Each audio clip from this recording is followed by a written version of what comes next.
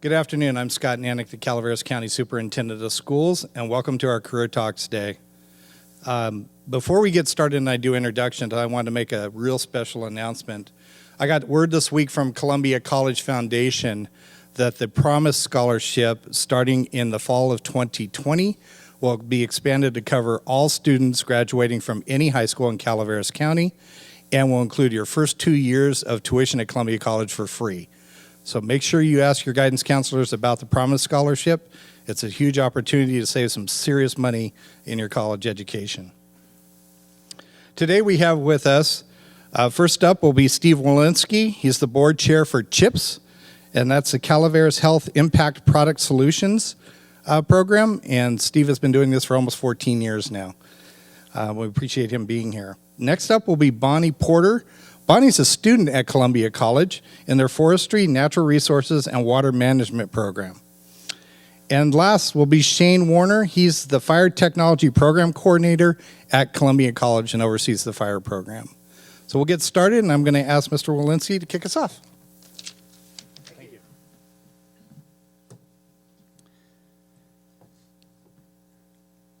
How many of you have been in Calaveras County your whole lives?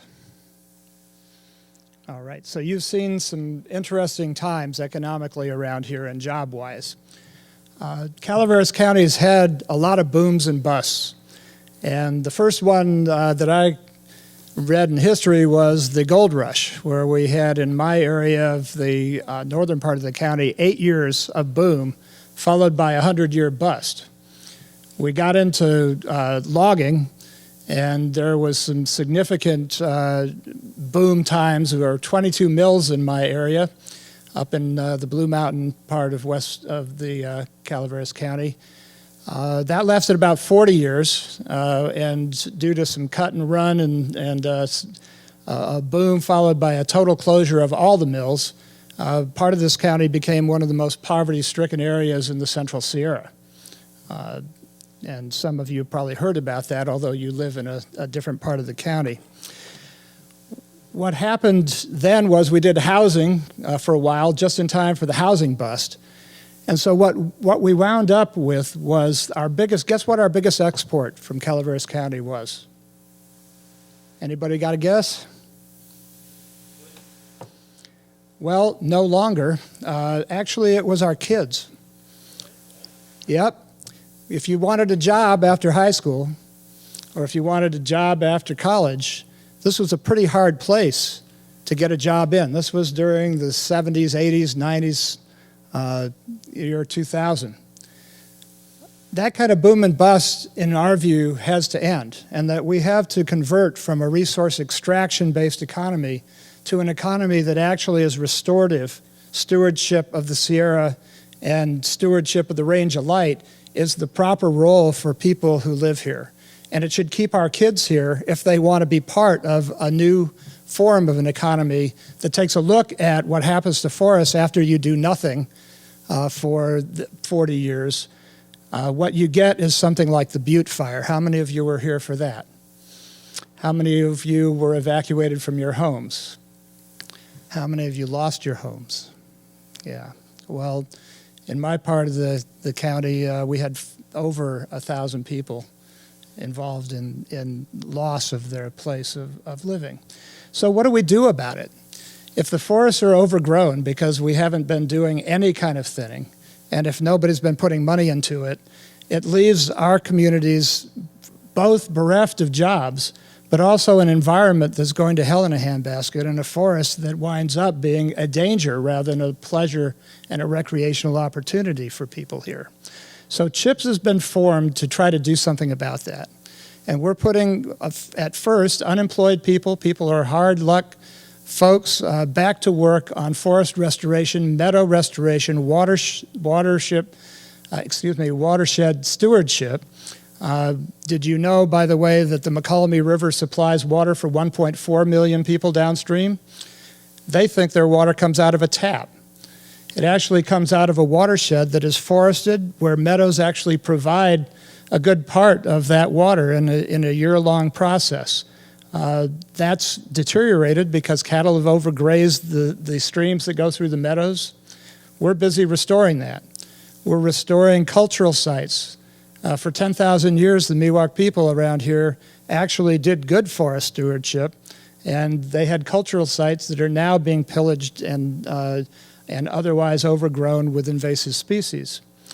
Another thing that we're doing is we're thinning forests, and we're doing fire-safe work around the communities. So we've got, any of you gone up Highway 4 where all that thinning and those burn piles were? That's us. We did that. We did 30 miles of forest thinning and not clear cutting, leaving the big trees and taking the understory out.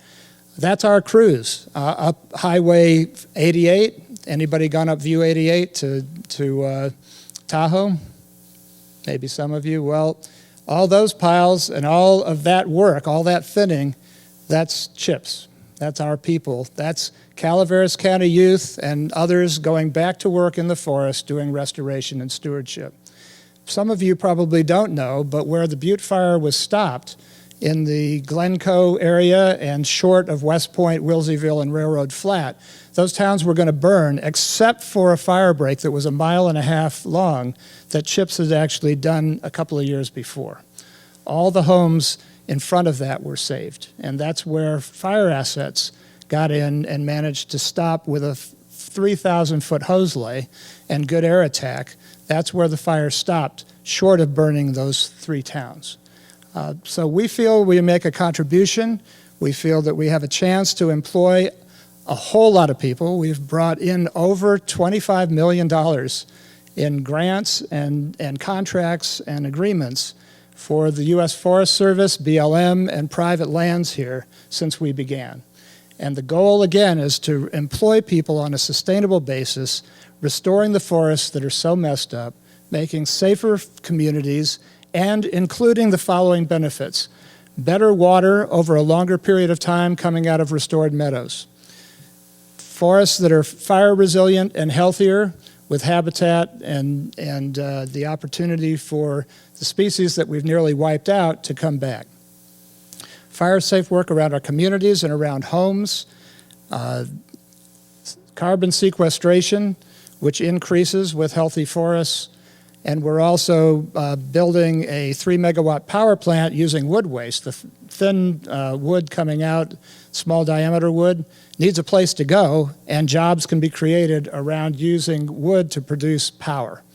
I won't go into the details of that, but we are permitted here to take an old mill and turn it into a biomass plant that will be producing 3 megawatts of power. So that's a short thing. Now, what are the jobs like? A lot of these are hard jobs. Running a chainsaw on steep slopes and in hot weather is no easy task. But I will tell you that there are men and women that are doing that right now. Keeps you in shape for sure, if people are thinking about their long-term health. But the jobs are not only that. We're teaching people and certifying people for putting prescribed fire on the landscape during late fall to early spring. That's a way of keeping the underbrush down and thinning the forest using fire. We're putting people into marking projects where you're marking the trees and studying GTR 220 and 237. Those are policies that talk about the restoration of forests in our area. They're based on 10,000 years of carbon kind of analysis, carbon-based analysis, and figuring out what a truly natural and healthy forest would look like before there were people, and having a prescribed method for getting it back to that.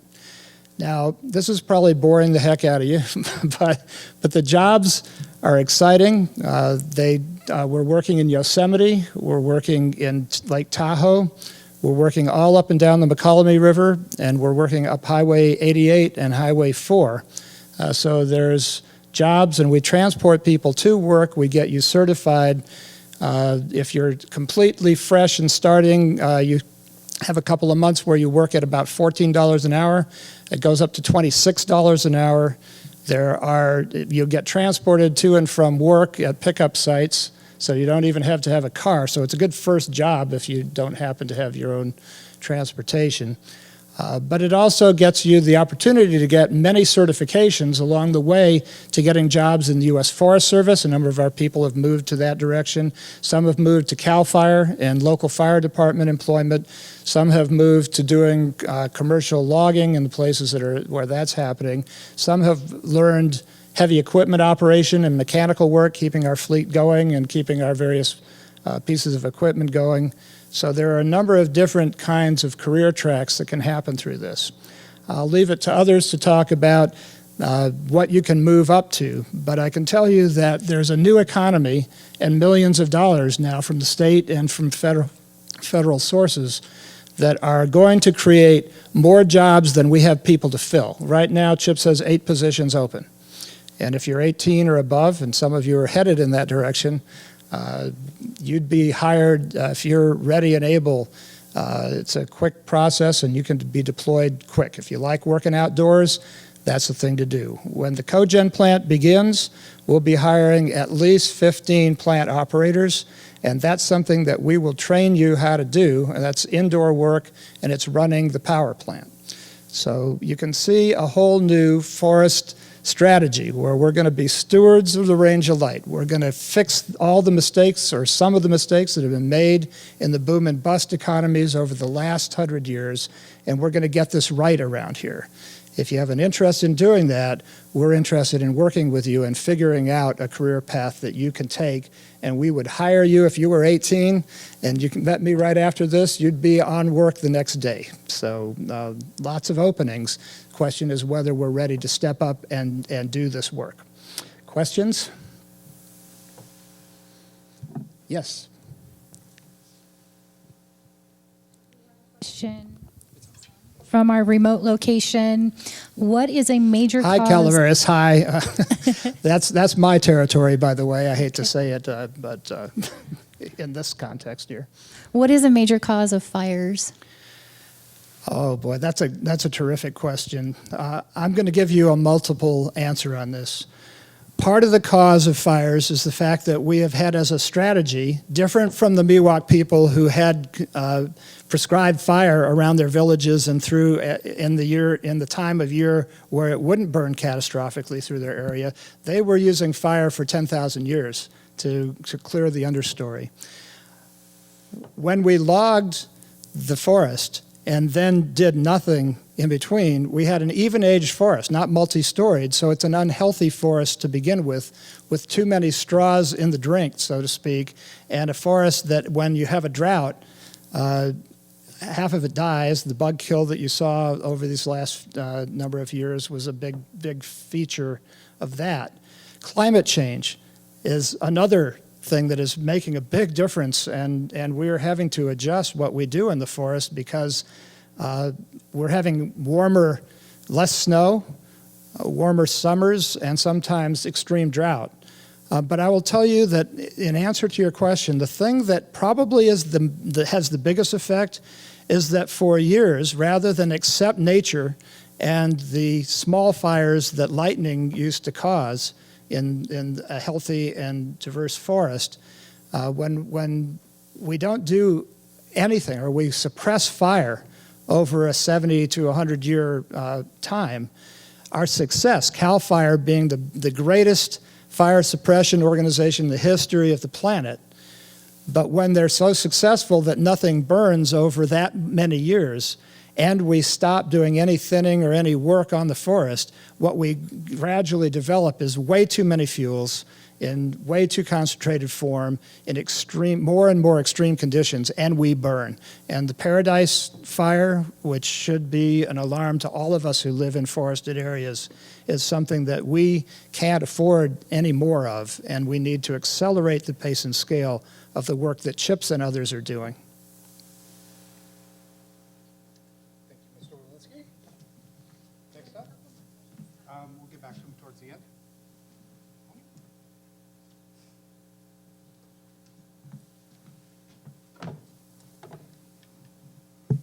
Hi, I'm a student at Columbia College. I'm in the Forestry, Natural Resources, and Water programs. It's not like going to regular school.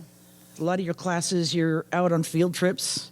I just got back from a field trip that I was just at Mount Lassen and Mount Shasta, and hiking in lava tubes and everything.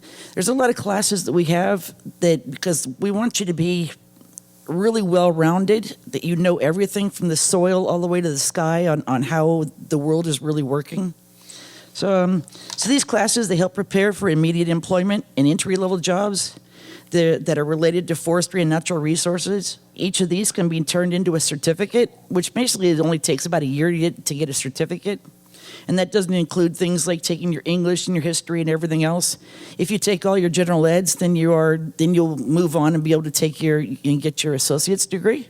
Which then from that, if you want to go 4-year, you're right there and you can go right on to a 4-year. Quite a few of our people go up to Humboldt or they go over to Monterey right now.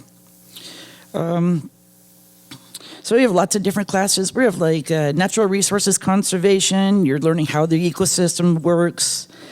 You have law and policies. So you learn kind of like, what are all these laws? What are the federal laws? What are the state laws? What do they have to do with water, forest, land use? It's just everything. The whole program is just everything. You have intro to watershed management. So you go from there. You start right now. In 3 weeks we've started at the top of Sonora Pass, and we were up there in the snow, learning about where the Stanislaus River starts from. And now we've going down to Pinecrest this last week, and then we come down and we're going to, I think we go to Twainhart is next week. So every week what we're doing is we're following the stream of the water, the Stanislaus River, as it goes on down. And we learn about all the different dams, different kinds of dams, why they're there, why they chose where they are there. We also have geography classes. So if you take a few classes and start out with your GIS, which is your Geographic Information System, and the GPS, like you have in your cars, you have them on your phones. You learn how to do all that in our class, so we got to make maps. So my project was that I thought about the kids that come up there and come to the dorms, and they don't know where anything is. They don't have a car. They come up there. So I made a map of everything, where's McDonald's, where's the movie theaters, where's the Big Five, and so that was my project. So the new kids could come up there and they could kind of get acclimated more. I live 2 hours away. I'd never been to Sonora before I started class. So I've had to learn everything. We have introduced us okay. This is my first time doing this, just hang tight. Let's see. So we have biology classes, we have field trips. I mean, the field trips are it. We also have this place called Baker Station that is up Highway 108 that is almost all the way to where Kennedy Meadows is. And it's an old Caltrans station. It was like from 1929, so it's historic. And we've got cabins, and we've got a cookhouse, and we have classrooms and every other thing, and even showers and bathrooms that flush. So we go up there, and that's our station that's our home away from home, usually for 4 days a week. So most of the classes that you take up there, you're done in 4 days. You do Thursday to Sunday, boom, you're done. You got credits. One of my classes was fishing. You know what you did? You went fishing. I got a credit for fishing. So there's lots of things. It's a big welcome mat when you get there. It's really magical. I think that Columbia College is magical.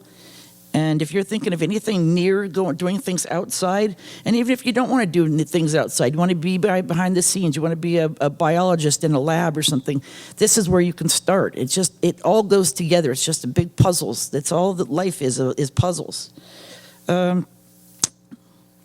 So for forestry, our introduction to forestry, we try to figure out what it is that makes our forests well. We learn about the soils, and we learn about the mycorrhiza, and we learn about fungi and mushrooms, and the trees, and the bushes, and the bugs, and the snakes, and all those things. We go to a lot of nice places, though. We've gone to Big Sur. We've gone over to the White Mountains on the other side of 395, on the other side of the Sierras. We've gone to see we have one class which is the oldest, tallest, and largest. So for that class, we went to the White Mountains to the Methuselah tree, which is the oldest tree on the planet. So we went to there, and then we went from the next weekend, we went to Sequoia National Park. And then for the last one, we went all the way up north, almost to Oregon, and went up there to the redwoods, the Humboldt redwoods. It's the things you learn, you stop along the way. If you want to get away, this is how you do it. And you get credit for it. And it'll suck you in, and you will be able to go from our classes to his work. You want a way to come into him? Here's even more. You can take some college classes. You're learning exactly what he's going to be teaching, if not more. And every little bit of education you hand off to him, and you say, I took this class, and you go to him for a job. For one thing, you've got that little credit that someone else down the line doesn't have. You have a bigger chance of getting on his crew and working and having a job for life. I mean, that means everything. You want a good car? Get a good job. That's pretty much how life is. And on Fridays for forestry, on fires, we get to do burning. So if you like to be around campfires, out camping, this is huge because we're putting big trees on and they're burning, and it's pretty fun. We do forest surveying. That's one class that if you do this one class, which is either 4 or 8 days long at Baker, you can go right from there right to the Forest Service, and you can apply for a job as a forester, and you will probably get hired. So it's not like you have to take a whole lot of college. It's like you take a class, go get a job, then start figuring out what you want to do in your life and just move your way on to his company. Or find out that you want to go to a 4-year. Because when you go on the 4-year, then you're going to be a boss faster, and you're going to make more money. So some of the classes we have is soils. We have dendrology, which is trees. We get to go on field trips and do nothing but look at trees. We have ornithology. You go out for birds. We've gone out looking for bats, and they had a machine that was able to tell which kind of bat it was that was flying over our heads. And at Baker Station, we had 9 different kinds of bats one night. Didn't even know there was 9 kinds of bats. We have mushrooms and fungi. We walk around and get morel mushrooms and cook them up and have great dinners. I have wildflowers. We went on a hike of wildflowers last year that was so beautiful that one of the people there stopped, wiped their eyes, and I said, "What's wrong?" And they said, "Is this virtual reality?" And I'm like, "What do you mean?" He says, "There's no way in the world there can be a place this beautiful." And it really floored me. But it was perfect. And would never have seen it if I hadn't started going to school. We also have forestry certificates. There's certificates in associated sciences also. Water resources management. If you have any idea that you might want to get into either wastewater treatment plants or into just water treatment plants, I think my instructor last semester said that in the state of California, they are over 1,000 people short on water treatment plant operators. That's a lot of jobs. Pays good, you get in, you take the class, and he basically teaches you how to get through the state test. Once you get that state test, you're in them. You've got jobs. You got a job for life. State keeps you forever. And then you can always move up. You're also learning wastewater treatment plants. And everything, those all prepare you for the state test. But I can tell you a short story about my team. My first time going to Columbia College, I didn't know where it was. I had to Google it. And I came up, and as soon as I walked out of my car, I could feel arms come around me and hug me and told me, "Welcome home." And when I go to that school every day, that's how I feel. Because everybody, the students, the teachers, everybody is there for you to succeed. And if you have a problem, you talk to your instructors, they'll work it out. But come to Columbia College, and when you see me, say hi. Because I'm not there much anymore. I'm running out of classes. I've done almost everything I can take. So, okay? Anybody have any questions?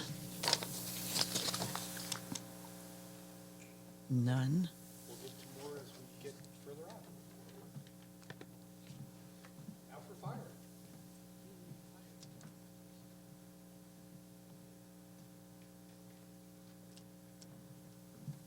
Good afternoon. My name's Shane Warner. How's everybody doing? Good? A little interaction. I know you've been sitting for a little bit. I have a slide up that says the Fire Technology Program, and I'm here to talk about the Fire Technology Program at Columbia College. Right now, currently, I'm the chief of the academy, and I have up there on the slide a name as of Captain Andy Van Hoogmode. And just a little background on the both of us. We've got over 30 years each in the fire service. Myself, I was a fire chief before I actually came to work at Columbia College, and Captain Van Hoogmode was a captain with the Merced Fire Department. So as we proceed on here, I would like to talk a little bit about the components that we have and offer you. I just heard from your county superintendent of schools that you have the Promise Grant. That is huge for you. How many plan on going to college? How many of you? Raise your hand. Everybody should raise their hand. If you're going to college for free, right? Who wouldn't want to go to college? I went to Columbia. I'm a graduate. So I just want to let you guys know it's imperative in this world to go out and get some sort of an education and to be able to have an education to fall back on. I know a lot of you probably don't maybe have an idea of where you want to go, what you want to do, but I always tell the students in the Fire Academy, have a 1, 3, and a 5-year goal. And I think that's very important in today's world. Currently what we offer in the Academy is we have a Certificate of Achievement. We also have an AS degree in Fire Science, and we have an AS degree in Fire Technology. Two of them they're basically the same, other than the AS degree in Fire Science is a 4-year transferable degree to a 4-year school. So as we move forward, I want to talk a little bit about the Fire Academy. I know we only have a few minutes because we want to have questions and answers. But I want to talk about a little bit about being an accredited Fire Academy. This is something that I was tasked with back in 2012, and I feel very adamant about, and that is that we have, and we're giving out certifications to the students that they can take nationwide. They can go from basically California all the way back to the East Coast. Some of the courses that we have and that we're offering is, of course, the Fire 101, which is the Fire Academy. We also have an HHP class, which is a Health and Human Performance class, and also an EMS component, which is the EMR class. As you can see, I'm not going to read them all to you, but embedded in the Academy are those topics listed above under the state certified classes. We also have new state fire training testing. They have taken it up a level at the state level. They've actually had us test the students to what we call an industry standard nationwide, and that's why they're getting what they call an IFSAC and Pro Board certification on their Firefighter 1 when they leave the college. That's huge. So they can take anything they want outside of California and be able to use that accreditation and that Firefighter 1 certificate. We're kind of the pioneers in what they call the eval system. We have proven to state fire training that we are kind of movers and shakers. We're being progressive in our fire department, and that is that we are using a software program when we test students that we can actually use an iPad out in the field, and we can actually get instant results, and it automatically downloads to our computers once we get back to the college. So that's something that we've kind of fostered and moved ahead with. One of the things that I'm working on right now is with agency partners. We're working on an internship program. So right now we teach classes at all the local high schools, but even before they get into high school, we're looking at getting students interested in the 7th and 8th grade, the middle school level of education. One of the things that we're doing along with all the high school classes is we're trying to get people involved after they graduate the academy. We're trying to get them involved with local agencies. How many people in here have a passion maybe for EMS type work, working on the ambulance, or maybe venturing out into fire? Anybody? Okay, so if you want to talk to me in a sidebar, I can talk to you about all that. There's a lot of different opportunities out there. As I said before, there's internship programs, there's volunteers, you can be reserve positions, and even seasonal positions. One thing about the seasonal positions I want to mention, there's a big opportunity for you to not only get on with CAL FIRE, the Forest Service, Park Service, BLM, and even our local agencies. And it's all about opportunities. There's a lot more opportunities now than when I was in school, and I think that you guys have a great opportunity to find yourself a job if that's your passion, as to getting in the fire service. So as we move on here, this is just basically a little seal, and it's a little certificate that we received from the State Fire Marshal's office because we were granted another 5-year renewal last year in 2018. So we have another 5 years on our accreditation before we go through that process again. I've been through it twice on the initial and the reaccreditation. And those of you in the academia world understand the pressures that are on us for accreditations.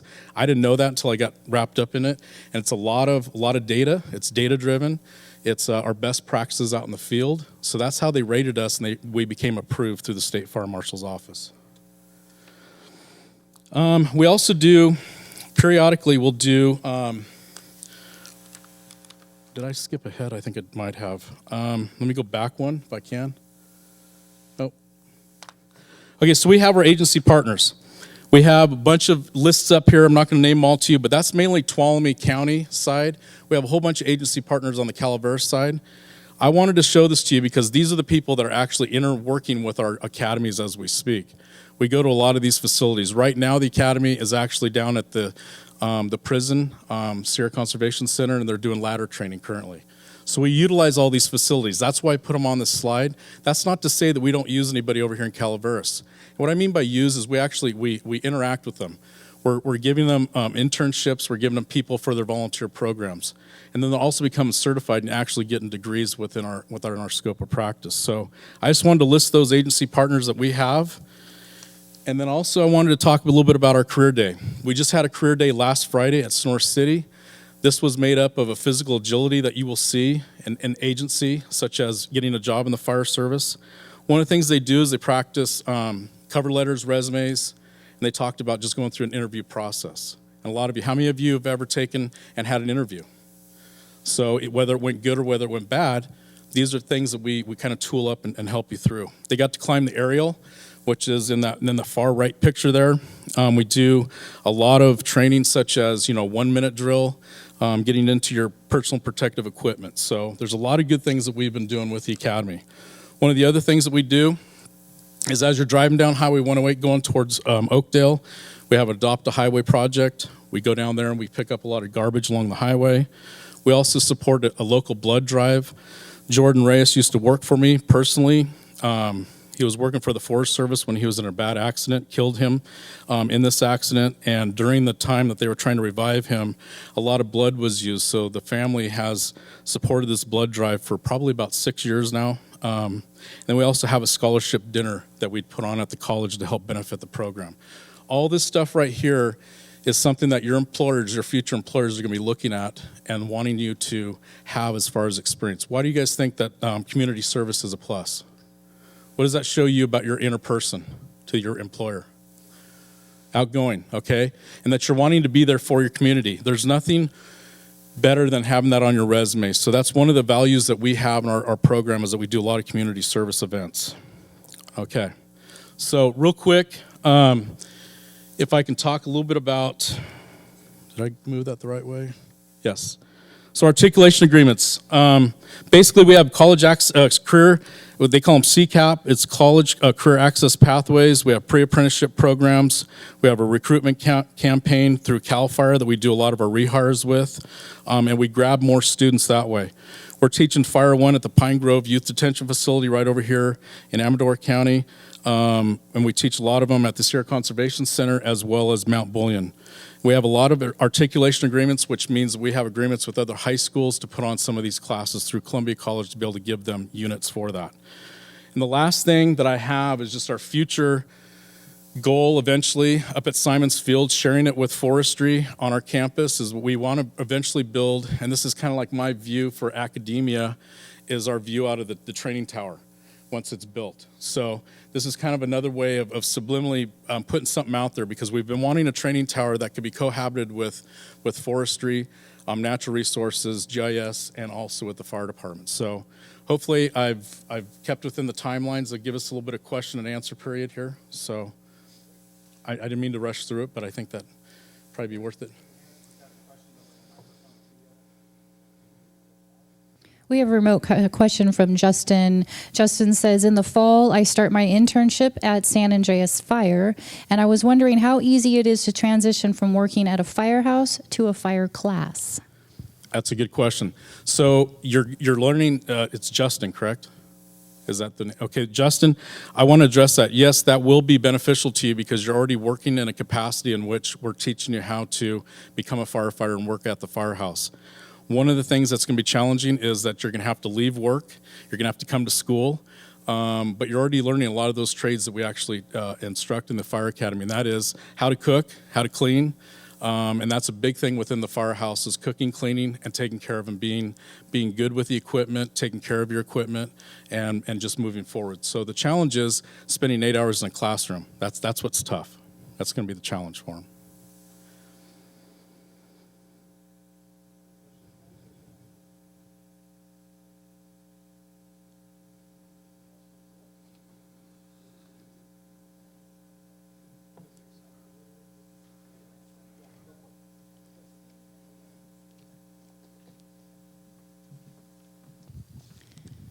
We had a question from Boone. He said, who is doing the logging equipment operation part of the CHIPS program? We have a number of partners. Each project that we administer, and we're administering around $4 million right now. CHIPS does the handwork and on steep slopes and in places where heavy equipment can't get to. There are 27 different contractors that are local in Calaveras and Amador counties. And some of those are young people who have just invested in restoration equipment, but something like a masticator, which basically chops up small trees and keeps the big ones going, but it lays down a lot of chips on the ground, that can cost as much as $450,000. So those that are going into that business, local entrepreneurs, need to know that there's long-term funding and long-term contracts, and that's what we've been developing is 5, 6, 7-year contracts with the Forest Service and BLM in order for people like that to make the investments necessary to go forward.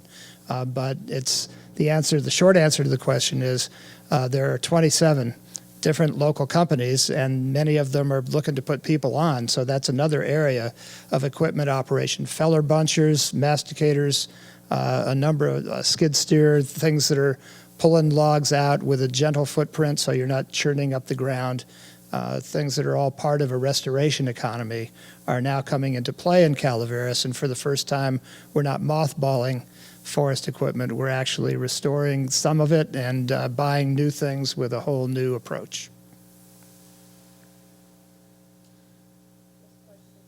Semi relates from Joshua, or actually it's Justin. Does CHIPS work with larger companies like PG&E? Yes, as a matter of fact, we have some PG&E work. We have worked in partnership with many of the larger companies locally. We've worked with East Bay Municipal Utilities District and on land that's part of their watershed. Our biggest contracts, however, are with Yosemite National Park, the Tahoe National Forest. We just won an award, Best of Basin Award, for the work we did in restoring Meeks Meadow, which was a project that was done by CHIPS personnel that are part of the Hung LLT Washoe community up in Woodfords. And that crew went into their, back to their native land, some of their sacred areas around Lake Tahoe. By the way, just for historic purposes, you should know that those people, the Washoe community, used to have everything from Tahoe all the way down to Yosemite. They now live on 80 acres of sagebrush on the eastern slope of the Sierra. So for the first time in decades, generations, the young people from the Hung LLT community in Woodfords are now jumping into CHIPS vans and trucks and buses and headed over the hill to Tahoe and restoring their native grounds. It's a source of great pride and community restoration, which leads me to another point I meant to make, which is you can't restore forests without restoring communities. A lot of our communities were left for economic dead, and the unemployment rate in the Blue Mountain communities was in the neighborhood of 24% before the Great Recession. Many of our kids had to leave, as I was saying. We exported our kids. The amount of social mayhem that comes from extreme poverty, or 94% of the kids on free and reduced lunch, which was the case in our area, is a real problem. And if we can't get jobs and sustainable work for people, the consequences are expensive to society, destructive to our youth, and ultimately have proud communities, once proud communities, fallen on extreme hard times. So our job is not just fixing the forests and making them fire safe and making this a safer place to live, but it's also creating the kinds of jobs that people can go back to work, feel proud about what they're doing in a community, and protecting their communities rather than the alternative, which is creating mayhem in the communities and ultimately being part of Calaveras's great recycling program, which goes between jail and back out in the world and then back to jail. We really think that you cannot do forest restoration without rebuilding our communities. That the only other question? Well, thank you for your questions and thank you for your patience and willingness to sit there. I hope that something was learned, and I hope that there's a bit of inspiration in all of this at some point in your future. Good luck. Do you have time for one or two more? Of course. Okay. So we have Caleb asking, how many men did you have working on the Butte fire? We did not, we're not firefighters. What we had was 20 people that cut the fuel breaks before the fire. We knew where fire was going to happen. CAL FIRE puts out what's called FRAP maps, fire risk assessment tools that we used to study where fire was going to come out of the canyons or where it was likely to light up. And we did fuel reduction and fire breaks all the way around the town of Glencoe, 1.5 miles, and down into the canyon around McCollum Hill. The fire got out of the canyon in places where the funding had stopped. And interestingly enough, there were only 4 homes burned in Glencoe, and those were exactly where our fuel break left off. It came around it and burned 4 homes. But we didn't have people working on the fire itself because at the time, we didn't have people certified in Basic 32 and getting their red cards. We are now this year going to have 30 of our people trained on fire and certified to be able to join those crews, but their primary job will be during the winter time putting fire back on the landscape in a healthy and restorative way, but also be ready during the summers to be able to support firefighting efforts. We also have a question from Savannah. Do you have a regular maintenance schedule to prevent fires? If not, what do you do to prevent fires? That's a great question. And it's a tough answer because right now, the amount of investment that comes into this area is nowhere near as much money as it takes to do the level of work to fix the problems that built up over decades. And so we're playing catch up. We're way behind the 8 ball on this. So while we do have a schedule, we have a desired set of projects.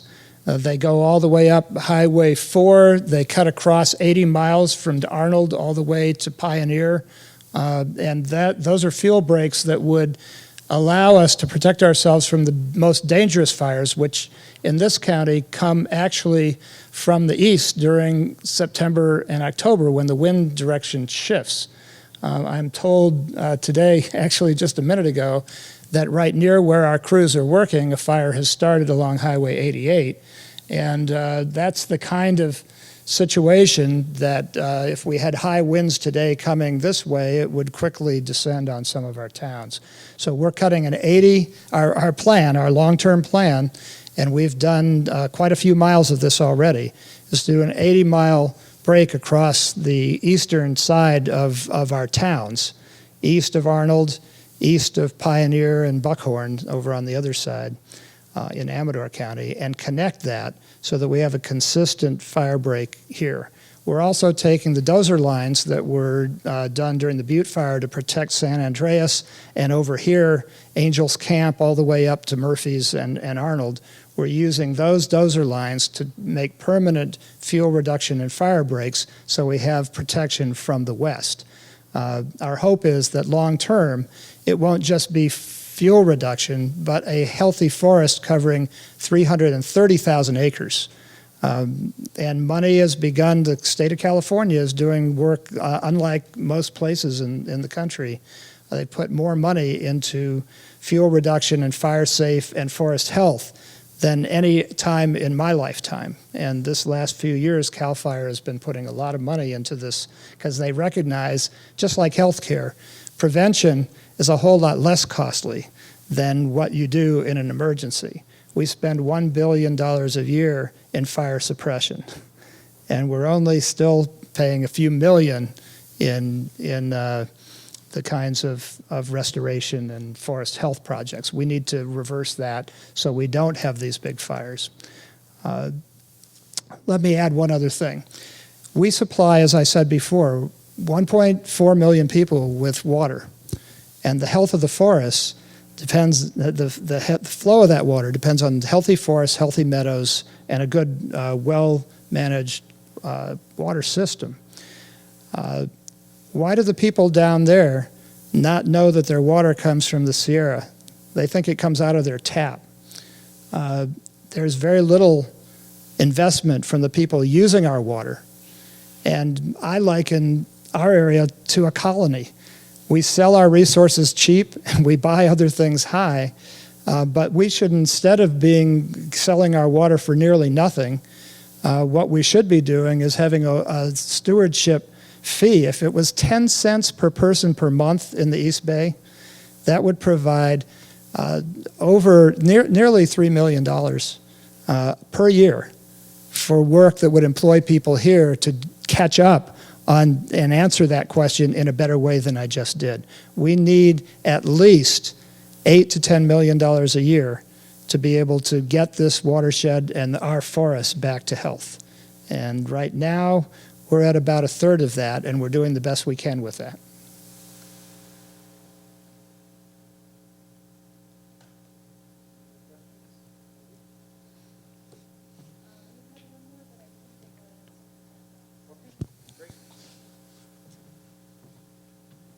Thank you for joining us all today. Be sure to see your career director and sign up for the career fair over at Calaveras High coming up on November 6th, I believe. And so see Ms. Millar or Terry Tanner to get signed up for that. Thank you all for being here, and have a great rest of your day.